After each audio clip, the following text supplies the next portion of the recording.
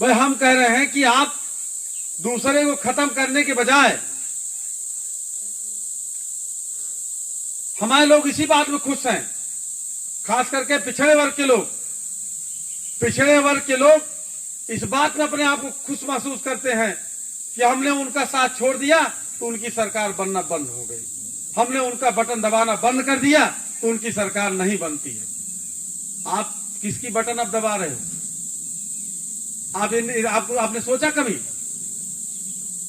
एक कहावत है,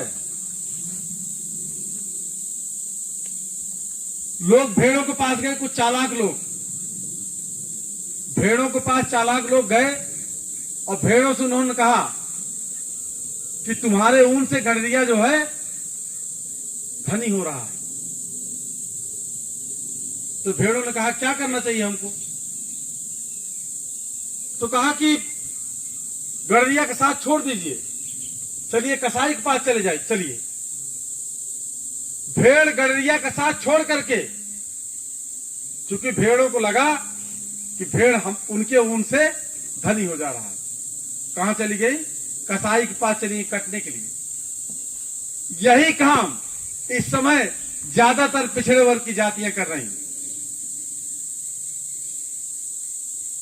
भाई अगर गडरिया ऊन ले रहा है, ये नहीं सोच पा रहे तुम्हारा नुकसान क्या हो रहा है। और अगर ऊन की बात है तो आप कह भी सकते हो कि भाई गडरिया से कि आप हमको थोड़ा सा, हमको भी साधन सुविधा दीजिए, लेकिन आप उसके बदले में कसाई के पास चले जा रहे हो, तो कसाई के पास क्या मिलेगा? कटने के अलावा तो और कुछ नहीं मिलेगा वहां ना, तो कटना है आपको। तो ज्यादातर पिछड़े वर्ग की जातियां इस समय इसी रोल में है, इसी भेड़ और गडरिया कहानी को चरितार्थ कर रही है।